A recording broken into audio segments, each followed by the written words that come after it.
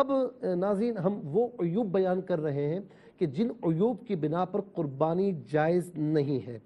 حضرت برا بن عازب رضی اللہ تعالیٰ عنہ سے روایت ہے کہ جس میں ذکر ہے کہ کتنے عیوب کی بنا پر کن کن جانوروں کی قربانی جائز نہیں ہے۔ مثال کے طور پر فرمایا اتنا کمزور اور لاغر ہو کہ جس کی ہڈیوں میں مغز نہ ہو اس کی قربانی ناجائز ہے۔ لنگڑا جو قربان گاہ تک نہ جا سکے اس کی قربانی جائز نہیں۔ اتنا بیمار کہ جس کی بیماری بالکل ظاہر ہو قربانی جائز نہیں۔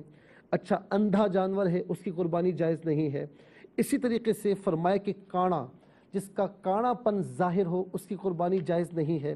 پھر اس کے ساتھ فرمایا کہ پیدائشی کان نہ ہو یا جو ہے پیدائشی کان نہیں ہے تو قربانی جائز نہیں، یا ایک کان نہیں ہے تب بھی قربانی جائز نہیں، جس کے دانت نہ ہوں اور کھا بھی نہ سکتا ہو قربانی جائز نہیں ہے، اور ایک سینگ جو ہے یعنی پیدائشی سینگ نہیں ہے تو کوئی مسئلہ نہیں، قربانی ہو جائے گی، کوئی مسئلہ نہیں ہے اس میں۔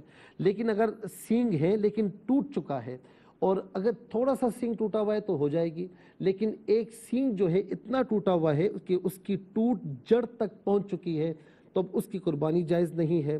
اچھا اسی طریقے سے فرمایا کہ جس میں نر اور مادہ دونوں کی علامات موجود ہوں جسے خنثی جانور کہتے ہیں اس کی قربانی جائز نہیں ہے۔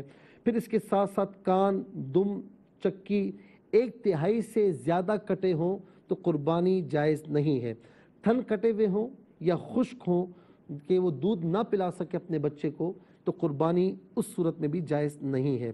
ہاں اسی طریقے سے ناظرین اگر جو ہے وہ بکری یا اس کی جو اقسام ہیں یعنی بکری ہے یا دمبی ہے تو ان کا اگر ایک تھن یعنی خشک ہے تو اس صورت میں قربانی جائز نہیں ہوگی، اور گائے اور اس کی اقسام میں اگر 2 تھن خشک ہیں تو قربانی ناجائز ہوگی۔ ناک کٹی ہوئی ہے تو اس کی بھی قربانی جائز نہیں ہوگی۔ اور جنون اس حد تک ہے وہ جانور اتنا جنون والا ہے کہ وہ کھانا بھی نہیں کھاتا تو اس صورت میں قربانی جائز نہیں ہوگی۔ اگر کان، دم یا چکی وغیرہ 1/3 یا اس سے کم کٹے ہوں تو ان کی قربانی جائز ہے۔ 1/3 سے زیادہ ہو تو قربانی ناجائز، 1/3 یا اس سے کم ہو تو قربانی جائز۔ بھینگا جانور ہو تو قربانی جائز ہے۔ بھیڑ یا دمبے کی اون کاٹ لی گئی ہو تو قربانی جائز ہے۔ خارشی جانور ہو لیکن فربا ہو اور آسانی سے کھا پی سکتا ہو، کوئی مسئلہ نہ ہو تو جائز ہے، لیکن اس صورت میں کہ بہت زیادہ کمزور ہو گیا ہو، چل پھر نہ سکتا ہو تو اس صورت میں اس کا حکم کچھ اور ہوگا، یعنی قربانی جائز نہیں ہوگی۔